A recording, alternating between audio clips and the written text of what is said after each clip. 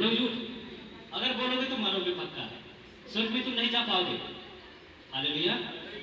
क्योंकि प्रभु की आज्ञा को तोड़ता है, अंत में उसका मौत हो जाएगी और मर के वो नहीं जा पाएगा प्रभु के पास। हालेलुया। प्रभु ने गाली मत दे, दोगे गाली? गाली देना पाप है।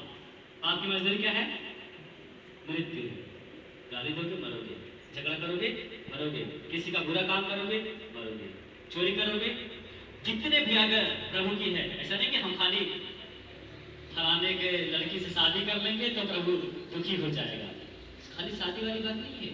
तुम प्रभु की आज्ञा को तोड़ोगे, प्रभु की किसी भी आज्ञा को तोड़ोगे, प्रभु तुम्हें तोड़ेगा। हालेलुया। प्रभु की आशीष तुमसे हट जाएगी।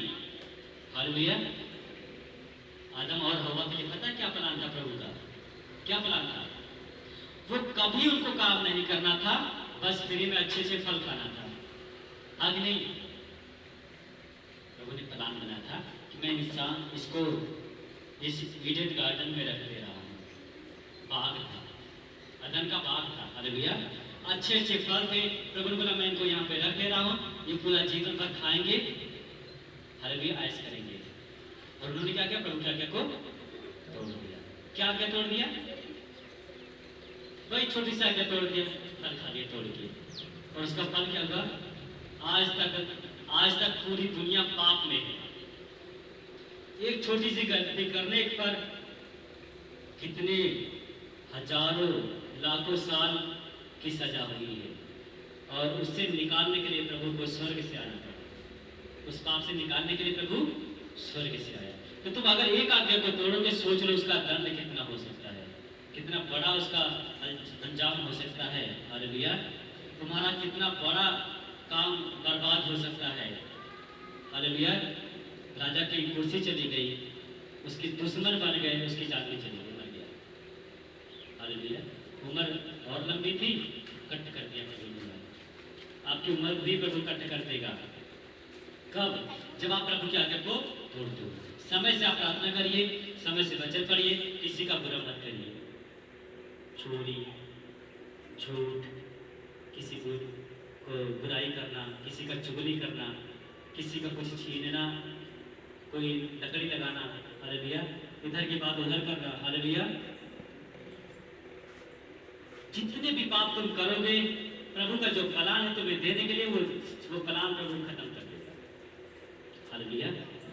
आदम और हवा को निकाल दिया, वो बच्चा मेहनत करेगा ना, खून पसीना बहाएगा, तब फिर ये समझ में आएगा। तब एक चावल मिलेगा, एक गेहूं मिलेगा। वहाँ तो सेब संतरा खा रहा था ना। हालेलुया। सेब खरीदना तो कितना चावल बेचोगे? कितना चावल बेचोगे? सेब कितना रुपए किलो होगा? मान के चलो 200 रुपए किलो। और चावल कितना है? चावल कितना रुपए किलो है? बताओ, कुछ तो बताओ। 30, 40, 50 कुछ तो है। हालेलुया। चावल कितना है? 40 रुपए किलो। और सेब कितना है? 200 रुपए किलो। आपको 1 किलो सेब लेने के लिए कितना किलो चावल बेचना पड़ेगा? 5 किलो। हालेलुया। सरकार ने जो 5 किलो दिया तो 1 किलो सेब नहीं दिया। 1 किलो लेने के लिए 5 किलो आप अनाज बेचेंगे, और उस अनाज को पैदा करने के लिए इतना मेहनत क्यों? क्या कारण है? पहले फ्री में मिलता था वो सेब, कितने का? 1 भी पैसा, 1 भी रुपया आपको देना नहीं था, फ्री में मिल रहा था। और वो चीज आज तुम 200 देकर के ले रहे हो। आज उसके लिए 5 किलो तुम गेहूं बेचोगे, 5 किलो चावल बेचोगे, तब जाकर के बड़ा मुश्किल से मिल सकता है, या तो 6-7 किलो बेचना पड़ेगा। हालेलुया। वो चीजें प्रभु ने हमें फ्री में दिया था पहले बुजुर्गों को, आदम और हव्वा को। वहां पे फल ही तो था ना, अनाज नहीं था। क्या था? हालेलुया। प्रभु यहाँ का तो अच्छा अच्छा फल खाया करेगा। और उसने प्रभु की आज्ञा को तोड़ा, और जब प्रभु की आज्ञा को तोड़ा, बोला प्रभु ने अब तू बाहर निकल। पहले तो उस बगीचे से बाहर कर दिया, यानी तो उसकी हाथ भी बढ़ा के नहीं छू सकता, चोरी भी नहीं कर सकता तू। हालेलुया। बोला तू खून पसीना बहाएगा, तब उसकी क्या खाएगा? क्या खाएगा? क्या लिखा है? रोटी खाएगा। क्या खाएगा? पहले सेब मिलता था, अब तू रोटी खाएगा। पहले फ्री में मिलता था, अब तुझे खून पसीना बहा करके मिलेगा। सिर्फ वजह क्या थी? उसने प्रभु की आज्ञा को बच्चे समझ में आया? आप प्रभु की आज्ञा को तोड़ोगे तो जो चीजें आपको फ्री में मिलने वाली है ना, उसके लिए बहुत कड़ी मेहनत करने के बाद मिलेगी। Hallelujah, hallelujah. अभी एक रायबरेली के पास्टर के.एम. जोई, हालेलुया, पास्टर के.एम. जोई है, जहाँ से हम लोगों ने बपतिस्मा भी लिया था। वहाँ पे 1-2 बार गए।